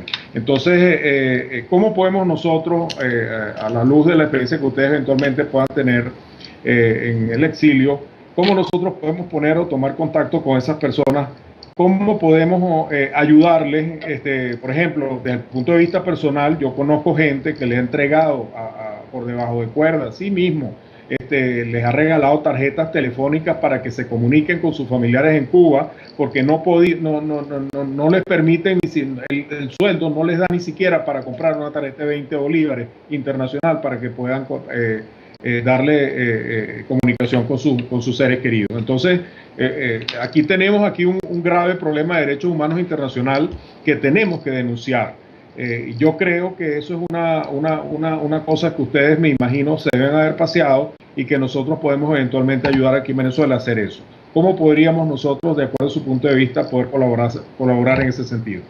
Bueno, lo primero que hay que apuntar aquí es que el sistema que está utilizando el gobierno de Cuba de enviar médicos y profesionales a cambio de recibir una sustancial suma de dinero, bien en dinero, bien en petróleo, porque ya tenemos también el caso de los médicos cubanos, por ejemplo, en Brasil, es un sistema de esclavitud. Es un sistema de explotación de seres humanos por los estados vinculados en esa contubernio, de tanto el que envía como el que recibe a estos médicos. Estos médicos salen porque no pueden adquirir en Cuba una serie de productos que necesita su familia. Y por eso ellos entonces salen, porque van a retornar llevando algunas cositas que para nosotros nos parecen comunes y corrientes, pero que para una familia en Cuba es una cosa grandiosa. El poderse llevar a lo mejor, qué sé yo, un televisorcito o algo así. Fíjense bien que usualmente, por ejemplo, el gobierno de Cuba recibe $5.000 por cada médico. Y a cambio de eso, allá en Cuba, le van a pagar a los médicos 400 pesos cubanos. Y hay que decir que estamos hablando de 20 pesos cubanos por cada dólar. Así que lo que Cuba recibe es el salario del médico. Y esto se parece mucho a la esclavitud que había antes de los negros esclavos en las algodoneras allá en el sur de los Estados Unidos, antes de la guerra de secesión. O sea, es una esclavitud real, y lo que está ocurriendo, y esto lo ha denunciado el Colegio Médico de Brasil, la situación de la esclavitud de esos médicos cubanos, cómo los hacinan en un lugar, los vigilan, no los dejan comunicarse con las demás personas, y lo hacen con los deportistas, y lo hacen con los ingenieros, y lo hace casi todo el personal que envían allí. ¿Cómo podemos ayudarlos? Pues yo creo que cualquier persona de esos médicos que en un momento determinado quiera buscar libertad, ayudarle a buscar su libertad. Cualquiera de estos médicos que en un momento determinado necesita algo para esa familia que está allá, poderlos ayudar. Porque también van a llevar allá un mensaje de que realmente en Cuba van a tener, no tienen lo que se puede ver en otros países, lo que se puede ver en Venezuela, lo que se puede ver en Brasil, o lo que se puede ver en Chile o cualquier otro país latinoamericano, del adelanto que hay vis a vis el empobrecimiento que tiene el pueblo cubano. Es importante también ese tipo de comunicación con estas personas, porque también tienen un conocimiento de cómo es la mecánica de ese totalitarismo al cual hay que combatir y evitar que finalmente se implante en Venezuela. Todavía no se ha implantado totalmente, ¿ok? Pero está camino a implantarse. Y ellos pueden tener mucha información de eso. Ellos pueden ser también un punto de ayuda, teniendo el cuidado siempre de que dentro de esos elementos ellos siempre cuelan un agente de la seguridad del Estado, uno que responde al interés del Estado, y hay que ser a veces un poquito selectivo, pero también proveerles a ellos los caminos de libertad, porque realmente es inaceptable en pleno siglo XXI que todavía los gobiernos se confabulen para tener el trabajo esclavo en su suelo. Y eso hay que denunciarlo públicamente, nacionalmente, internacionalmente. Sí. Licenciado, disculpe, en Venezuela nosotros hemos visto el desarrollo de esta dominación por parte del régimen cubano de una manera diferente, como usted bien lo dijo, como ocurrió en Cuba. Nosotros, lamentablemente, el fallecido expresidente de la República ganó unas elecciones, las primeras elecciones, luego se automatizó el servicio, pero mejor dicho, el registro electoral y el sistema de votaciones en Venezuela, ¿verdad? Eso para hacer un análisis cronológico rapidito de cómo es la situación, que no es igual que lo que ocurrió en Cuba, obviamente. Nosotros nos metieron en una dinámica de cuasi democrática en la cual hemos participado durante 15 años en elección tras elección, tras elección, tras elección, sabiendo que este sistema electrónico está viciado, está contaminado, tiene un número indiscriminado de votantes allí que, según los expertos, llegan hasta 5 millones de personas que no existen, o que están muertas, o que existieron, etcétera, etcétera. Nosotros, en Venezuela, tenemos un sector opositor, están organizados en lo que ustedes deben saber, se llama la MUT, ¿verdad?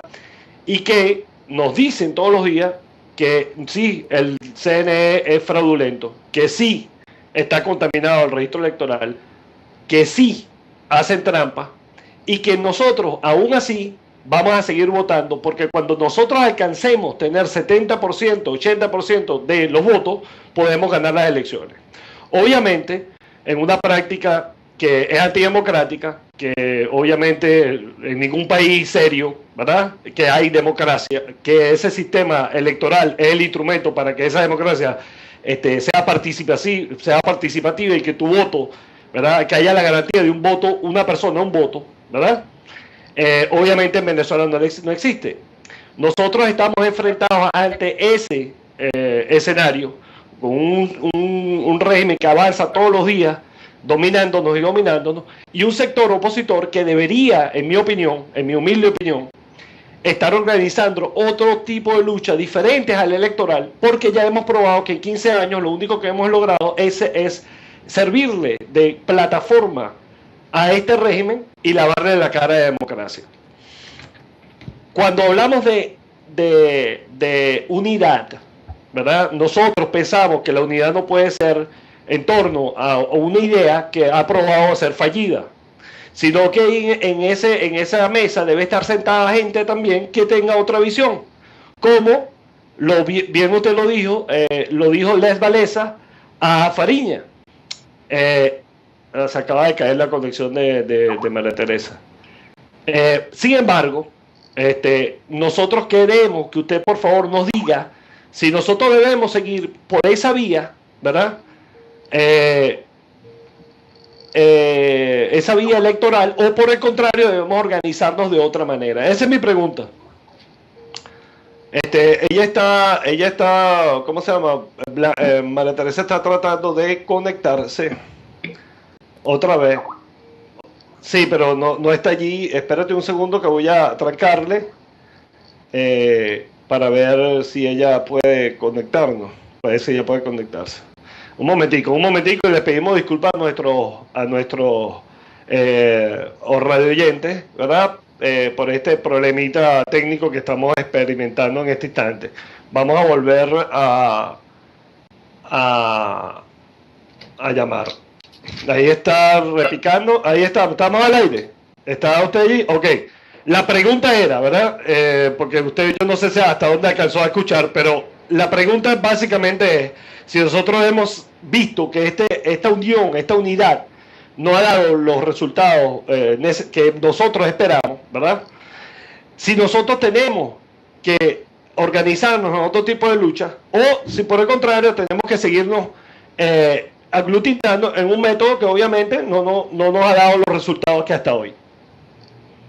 Bueno, ahí en Venezuela hay que tocar un punto contestando su pregunta, y es muy preocupante, y es que no existe la separación de poderes.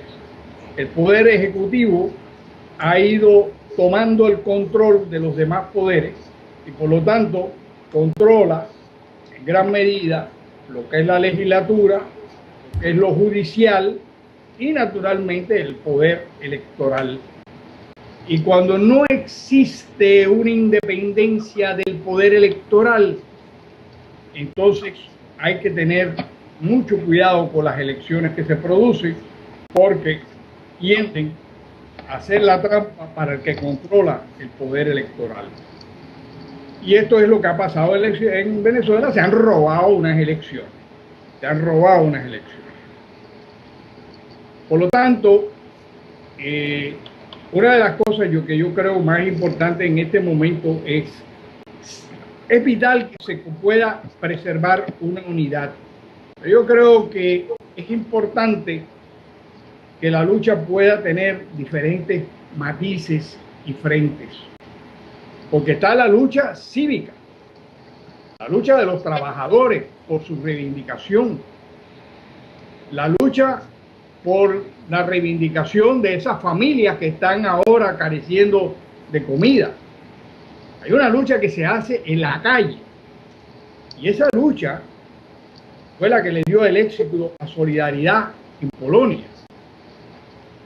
Cuando el proceso electoral ya no funciona, entonces, y eso es una evaluación que tienen que hacer muy profunda y muy mesurada, cuando ya no funciona, porque los otros que están en el poder le controlan los votos, le fabrican los votos, le alteran los votos, siempre a su favor, ¿cuál es la posibilidad de ese proceso electoral? Pero antes de eso, hay que tener una conciencia y concientizar al pueblo de que le está robando su voto. El poder soberano radica en el pueblo, radica en cada uno cuando pone esa cruz, y esa cruz es sagrada, y le están violentando ese sagrado derecho al voto. Entonces, hay que cuestionar entonces la situación de esa falta de transparencia en el proceso, en los procesos electorales. Cuando eso falla, hay que buscar los caminos alternos, sin dejar abierta lo que se aspira para el pueblo, que sean unas elecciones justas, transparentes, que sea respetado la decisión, la determinación de cada uno de los ciudadanos de cualquier país. Así que en ese sentido, es preciso que haya luchas alternativas que corren paralelamente, sin perder un concepto muy importante. Es importante que se mantenga una unidad. Es importante que se mantenga una cohesión de esa oposición. Pero como todo en un país, siempre respetando las diversidades, porque las sociedades son plurales, no son monolíticas. Los ciudadanos, cada ciudadano piensa diferente, y esa pluralidad y esa diversidad se debe también considerar. Y dentro de esa diversidad están distintas opciones y distintos caminos. La lucha a la desobediencia civil es una lucha válida y es una lucha necesaria cuando los poderes del Estado no escuchan al ciudadano y oprimen al ciudadano y le hacen injusticia a los ciudadanos. Absolutamente válida. Y creo que eso es un camino que tiene como opción la oposición venezolana. Y es un camino válido. Es el mismo camino que utilizó Lech Walesa, es el mismo camino que utilizó Mahatma Gandhi en su tiempo, que utilizaron en África Mandela contra la apartheid. Esa lucha de desobediencia civil, y esa es en la calle, más allá de las urnas. Sí, bueno, muchísimas gracias, doctor. En realidad, como usted ve, extraordinariamente interesante e importante esta conversación, y vamos a decir, para ir cubriendo diversos temas. De hecho, Aires Ben se define como resistencia propositiva no violenta, porque esa unidad tiene que ser una unidad de las personas que quieren resolver el problema, y no de los grupos y de los capitales que necesitan mantener ese régimen para poder tener sus cuotas de poder y las mega ganancias que de otra manera en un sistema democrático ellos no van a volver a ver esas mismas cantidades de de dinero tan exorbitante en sus ganancias. Pero yo voy a poner otro problema porque acá yo estoy en Italia y acá hay un programa de radio sobre la América Latina en Radio Radical y el señor que lleva este programa está aupando enormemente una vez a la semana por media hora, no solamente el hecho de que las FARC puedan llegar a ser una opción política para el pueblo colombiano, sino que explica muy bien cómo es que la Dilma Rousseff en estos momentos subió de un 22%, ya está nuevamente en un 38%, simple y llanamente por la utilización de los médicos cubanos, de los cuales el pueblo brasileño, según ellos, está sumamente orgulloso y contento. Ahora, en Brasil se creó el Foro de Sao Paulo y esta tragedia que estamos viviendo, que es gigantesca, estamos en un hueco negro y hay que crear una masa crítica de conciencia política para poder salir del atolladero. Bien, el sistema venezolano se fundamenta en 3 factores socioentrópicos, que son el miedo, la mentira y el terror. En el programa pasado consideramos que muchas de estas protestas que hacen ellos mismos en las calles son permitidas porque ellos drenan, se les acerca un oficial o uno del oficialismo, toma nota, les promete, le dice así, tío, a ti, tú, mañana yo te resuelvo, pero en realidad hoy, por ejemplo, una tremenda noticia sumamente contradictoria que dice que más del 60% sabe que el gobierno es ineficaz, sin embargo lo votarán. Esa es una cuestión sobre la cual hay que pensar. Pero el problema también de esos cubanos es que cada uno de ellos ha tenido un entrenamiento militar. Entonces, ¿cómo es realmente que se puede descoyunturar de un sistema que viene hijo de la KGB ese mecanismo de espionaje tan frenético? Porque fíjese usted que el mismo ingeniero Aguana comenta, bueno, es casi imposible pasarles una tarjeta de teléfono, pero digamos, por encima de esto hay una sobreestructura que es el Foro de Sao Paulo y que son todos estos presidentes latinoamericanos que están detrás de eso. Uruguay no recibió 61 millones de dólares por una carne que no llegó y así por el estilo. Es decir, esto está muy avanzado y tenemos verdaderamente que pedirle a Dios el milagro, pero por supuesto, como dice el dicho, a Dios rogando y con el mazo dando. Entonces, me gustaría que usted analizara un poco esta cuestión, pues que ahora va hacia Brasil, porque si Brasil empieza a sustentar a Cuba, bueno, ya el mecanismo que se estableció en Venezuela, ellos van a mantenerlo, a estabilizarlo aún más de lo que está, considero yo, puede ser, y espero estar equivocado. Lo que realmente estamos viendo con respecto a la América Latina es que hay un plan concertado de socavación de las democracias latinoamericanas para implantar gobiernos similares al de Cuba. Y lo estamos viendo en Bolivia, lo estamos viendo en Ecuador y lo estamos viendo lo que ha pasado en Venezuela. Y eso es realmente preocupante. Y naturalmente ellos tienen como objetivo, el gobierno de Cuba me refiero, a Brasil. Y por eso en estos momentos, por la gran cantidad de recursos que implica Brasil y en la gran cantidad de extensión territorial que conforma Brasil en el territorio suramericano, pues ellos tienen un plan de socavación de la democracia brasilera, como lo han hecho con otros lugares, que no está tan avanzado ni está todavía a altos niveles como en el caso de Venezuela o el caso, por ejemplo, en lo que lleva Bolivia, pero es parte de todo un proceso. Y frente a esa situación, yo creo que la América Latina, o sea, las fuerzas democráticas de la América Latina, tienen que implicarse en un proyecto común de rescate de la democracia, de los derechos humanos, de la verdadera democracia, de los derechos humanos y de las libertades fundamentales de cada ciudadano de los países de la América Latina, para poder darle un futuro a todos los pueblos latinoamericanos. Y eso es importante como para contrarrestar esta alianza de destrucción de las instituciones democráticas y de socavación de las instituciones democráticas de Latinoamérica desde adentro, que es como la polilla, que va socavando hasta debilitar en un momento y derrumbar la estructura.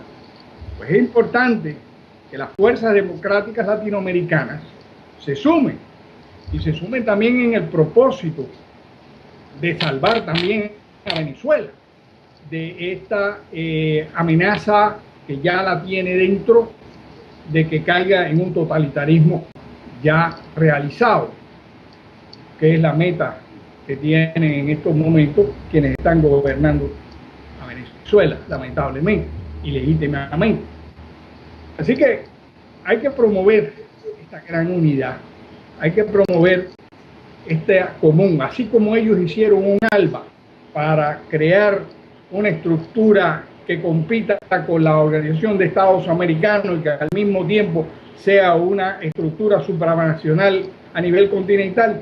Las fuerzas democráticas tienen también que crear una gran unidad para sacar todos los vestigios de dictaduras totalitarias y dictaduras de cualquier tipo que existan en la América Latina y restaurar la verdadera democracia, el verdadero respeto a los derechos humanos, el verdadero progreso del hombre, esas libertades fundamentales por las cuales luchó José Martí, Simón Bolívar, San Martín, Juárez en este continente.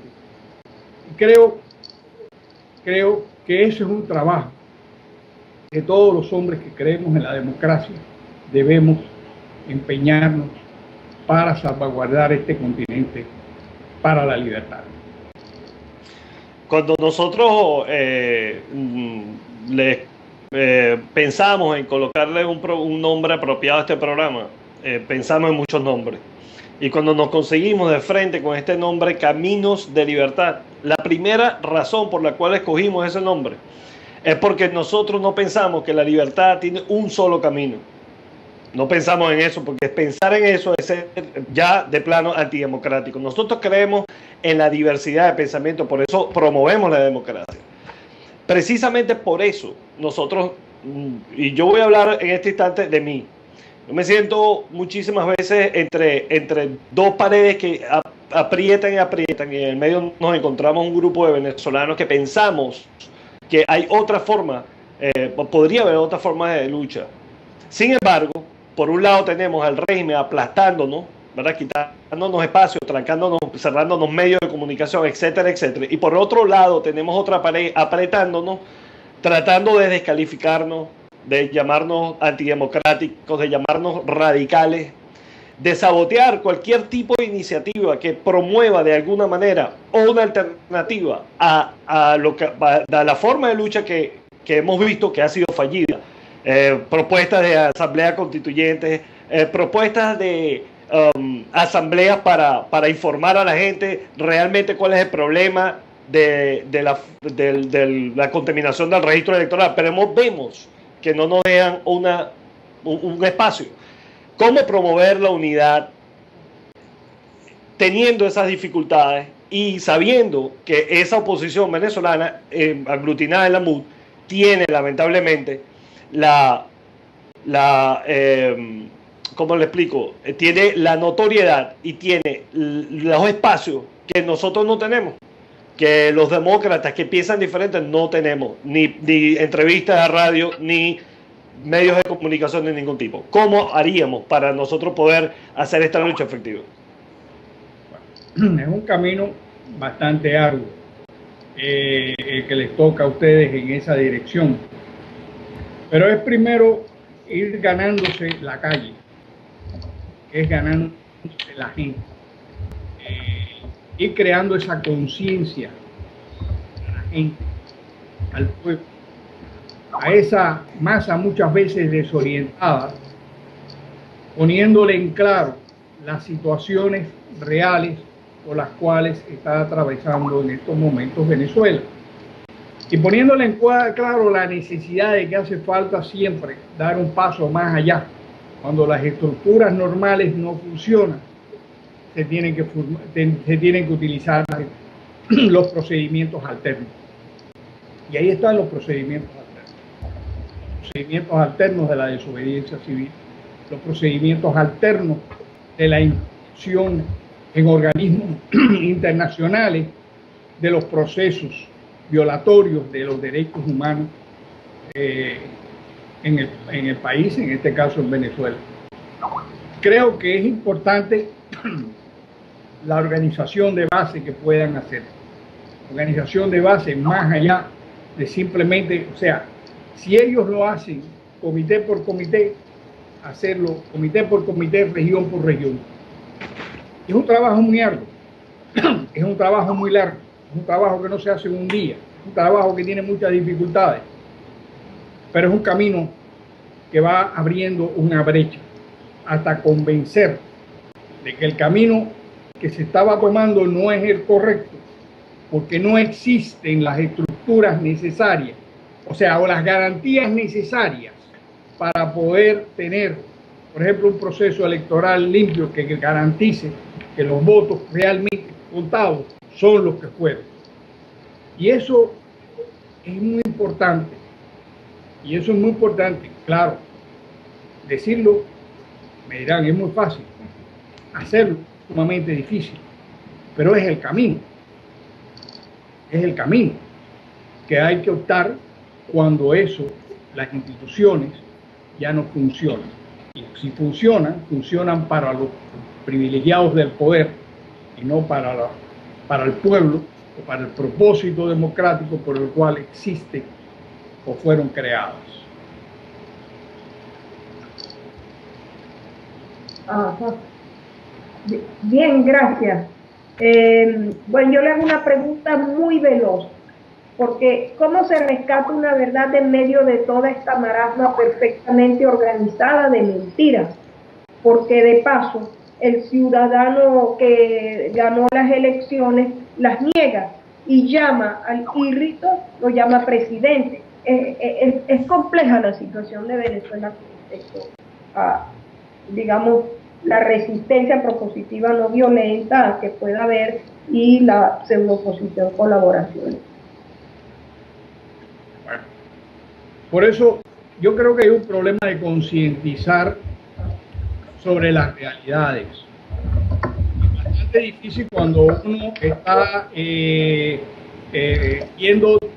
subiendo en vez de bajar, está mirando hacia arriba y tratando de escalar.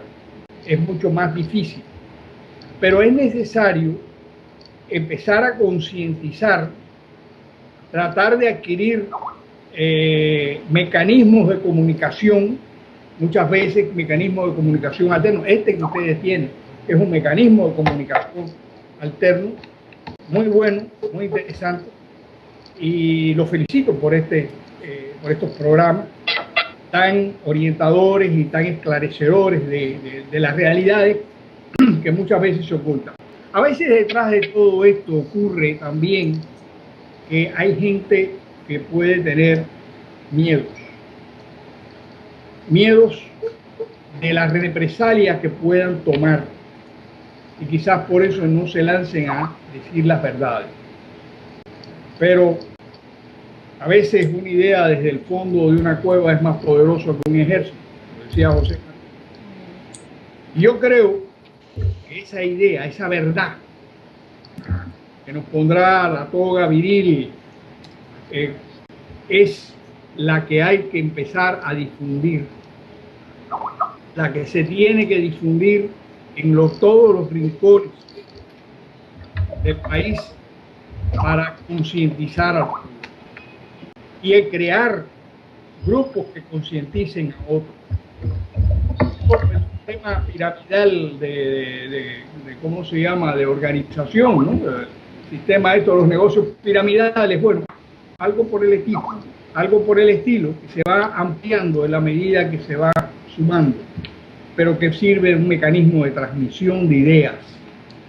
Y que también hay que hacer una labor con quienes están equivocados para convencerlos de cuál es el error.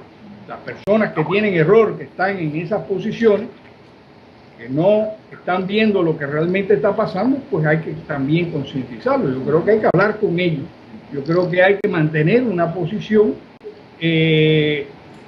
sobre esa situación de esta cuestión que tenemos ahora. Lo más preocupante en una elección es cuál es la calidad, cuál es la garantía, cuál es la transparencia, cuál es la veracidad de ese resultado que va a haber. Va a pasar lo mismo, van a robar otra vez elecciones.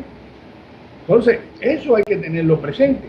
¿Cuál es la legitimidad de estas personas que están en el poder? Al hacerse ilegítimos se convierten en dictadores. Entonces ya no estamos hablando de democracia, estamos hablando de una dictadura que se disfraza de democracia. Y eso es lo que hay en Venezuela. Eso es lo que hay en Venezuela. Y eso es lo que decirle al pueblo. Sí, Cifredo. Bueno, nada, una pregunta, bueno, mi última pregunta para el invitado, que me parece que ha estado muy bien. Si tenemos un enemigo común, realmente, tanto ustedes como nosotros, ustedes una dictadura de más de 50 años y nosotros una que lleva ya 14, ¿cómo concebiría usted una coordinación de oposición entre ustedes y nosotros en Venezuela, que sea, porque como quien dice, pues en la unión está la fuerza? ¿Cómo podría, cómo concebiría usted una oposición coordinada de manera tal de que podamos tener éxito en esto? Bueno, en primer lugar, yo diría que el camino a la libertad de Venezuela pasa por Cuba y el de la libertad de Cuba pasa por Venezuela. Estamos atados en el mismo destino. Y el exilio cubano y la oposición cubana dentro de Cuba es un aliado natural de la oposición venezolana en general. Porque estamos sufriendo los mismos males, los mismos rigores, las mismas dictaduras, y estamos aspirando para cada uno de los países envueltos, Cuba y Venezuela, los mismos anhelos: libertad, de democracia, de respeto a los derechos humanos, de progreso, bienestar para nuestras poblaciones, de futuro para nuestras generaciones venideras, las venezolanas y las cubanas. Yo creo que el exilio cubano naturalmente está abierto,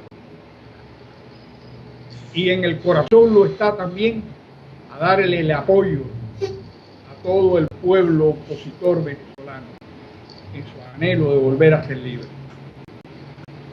Y eso es una cuestión que cae simplemente hasta por gravedad.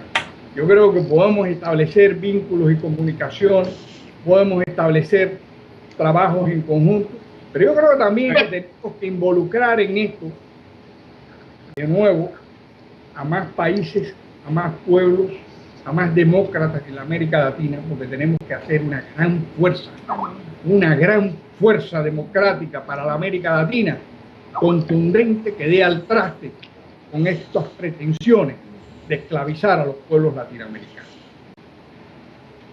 Bueno, licenciado, en primer lugar nosotros queremos darles las gracias por haber sacado de su difícil y ocupada agenda, me imagino, tiempo para dedicárselo a este tema, a nosotros, a los venezolanos y a nuestros hermanos cubanos. Quisiera que en la brevedad que estos medios nos permiten, usted nos diera un mensaje a los venezolanos de lucha y de constancia, porque ustedes no tienen 2 días lidiando con este monstruo, sino tienen toda una vida, tienen generaciones haciéndolo. O sea que tienen un máster en eso y nos podrían iluminar con sus ideas. Por favor. El pueblo venezolano lo principal, mantengan la fuerza de unión y mantengan la constancia en la lucha, la perseverancia en la lucha por alcanzar los ideales de libertad. Cada día que pasa es un día más de lucha y no rendirse, sino seguir adelante. Habrán adversidades y hay que reponerse sobre ellas, porque detrás de esas adversidades vendrán los triunfos. Y será el triunfo de la libertad para Venezuela y también será el triunfo de la libertad para Cuba y los demás pueblos de América Latina. ¡Viva el bravo pueblo! ¡Gloria al bravo pueblo! Muchísimas gracias, licenciado. En verdad, ha sido un placer tenerlo acá con nosotros. Y de verdad, muchísimas gracias de nuevo a usted y a la doctora María Teresa, que nos muy diligentemente y sabiamente nos conectó con usted. Gracias al licenciado Luis Manuel Aguana, que es parte fundamental de este esfuerzo pequeñito, pero con mucha sinceridad y determinado a conseguir caminos, respuestas, soluciones a esta grave crisis que vivimos no solo los venezolanos, sino el continente americano, diría yo, porque estamos amenazados todos.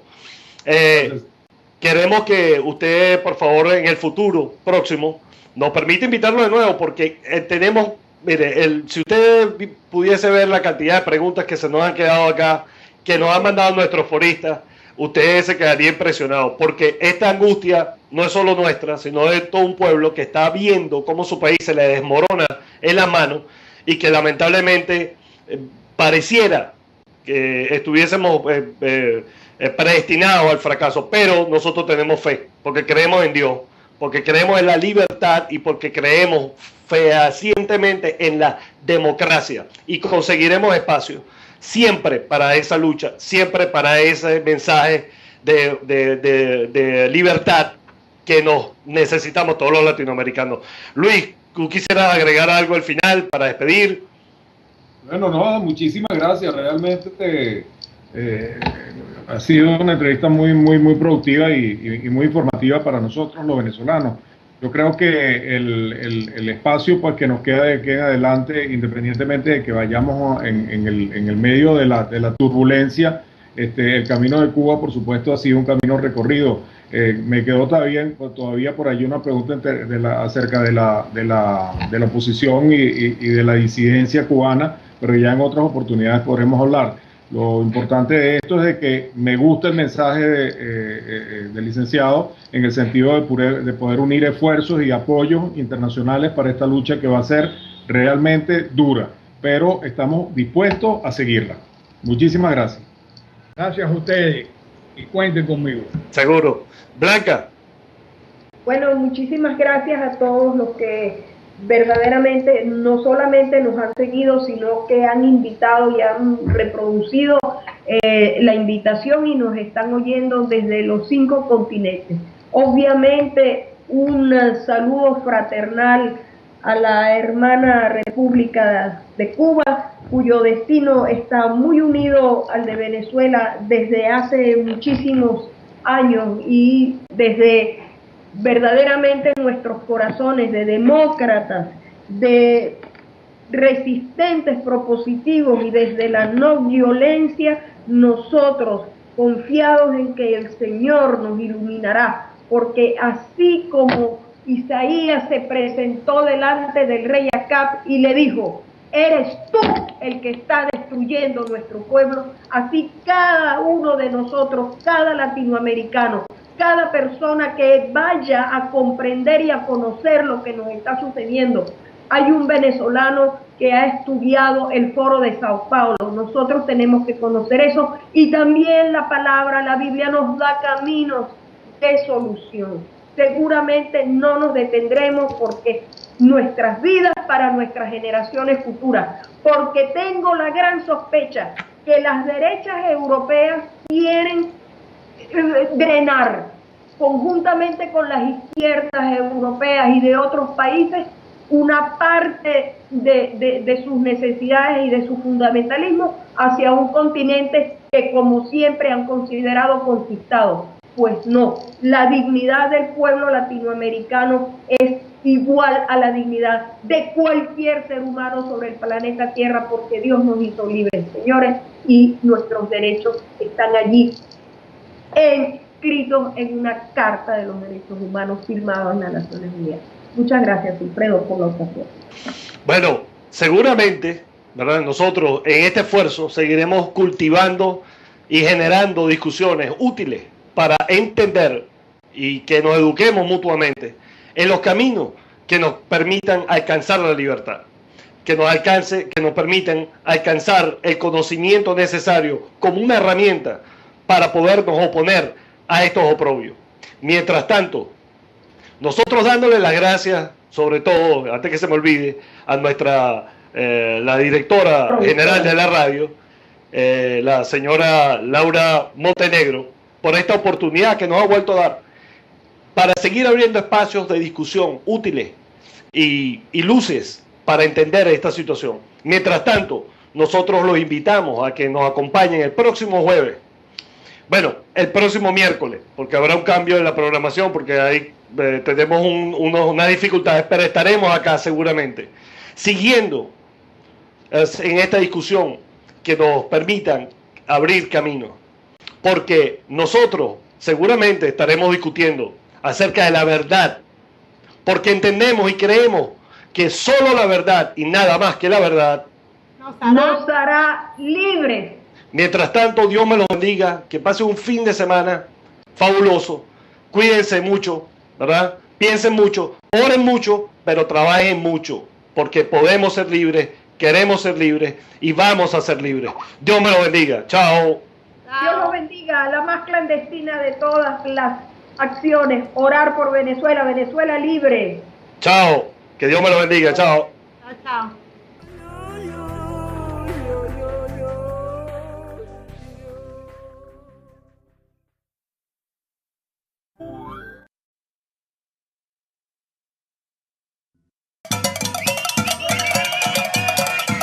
Radio Cacerolazo Televisión, pa' que te oigan, aunque no quieran. Saca la cacerola que nos vamos pa'